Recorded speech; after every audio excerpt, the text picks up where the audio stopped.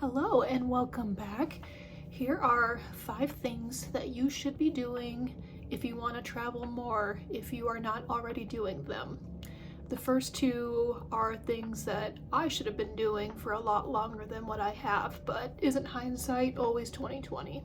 Number 1, sign up for the hotel and airline that you are staying with or traveling on. Sign up for the rewards programs. One, they are free. They are a way that you can collect points and miles, accumulate them, save them.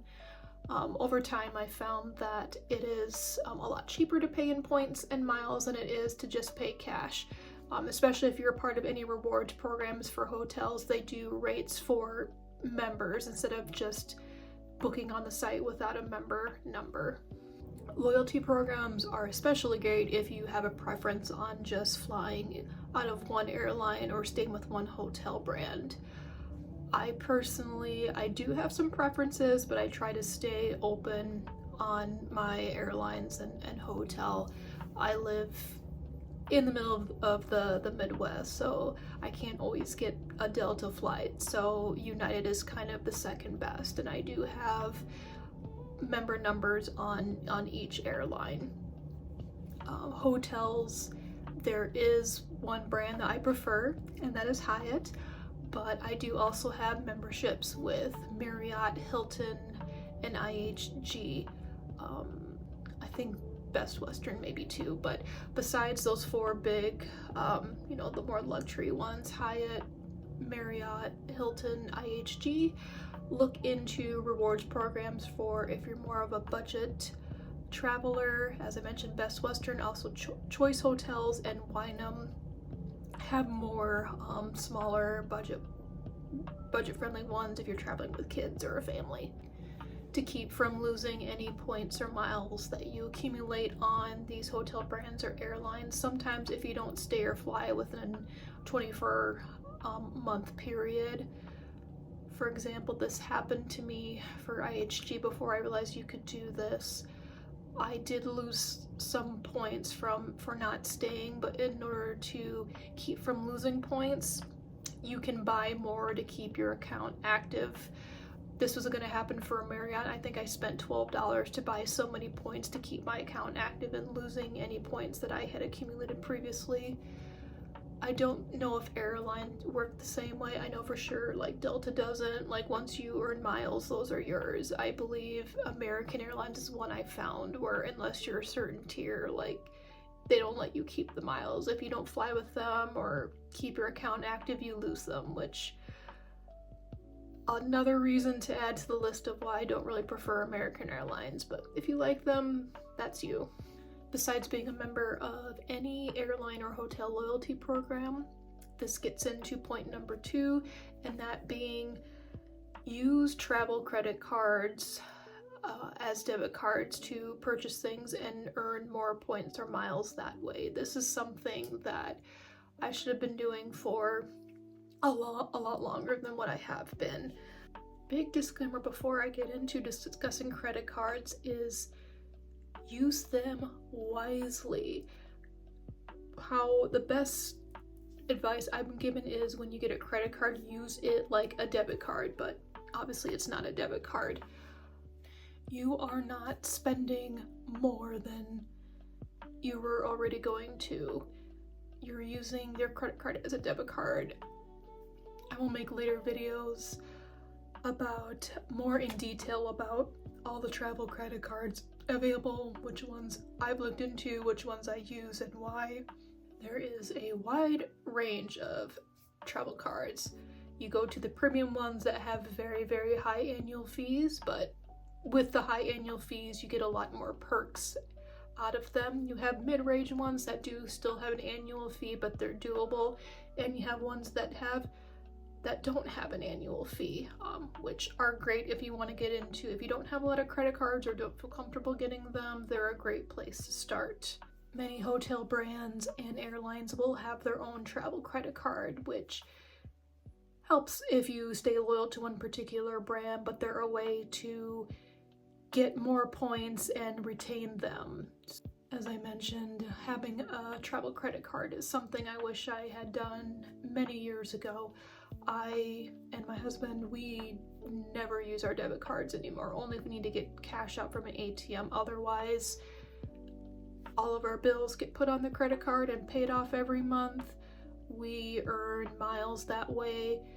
Besides the main travel credit card we have for our joint account, I have 2 travel credit cards that I accumulate points and miles with for my own personal account. I have the World of Hyatt credit card and I have the IHG Traveler card.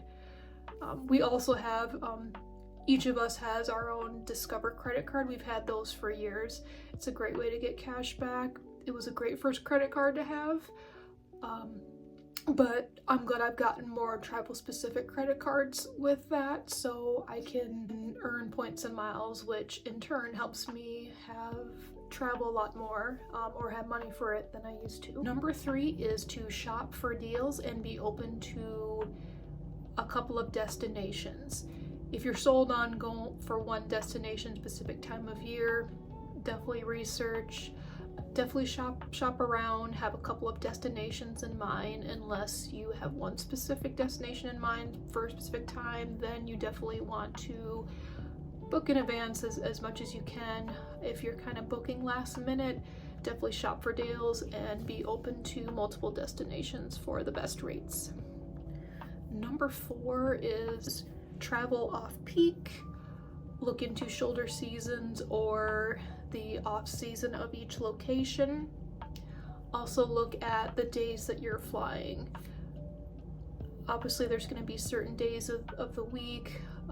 Mondays and Fridays are really busy flight days. Flights are going to be more because you're looking at business travelers. They're coming in on a Monday, they're leaving on a Friday. So I try to avoid flying out on Mondays or Fridays.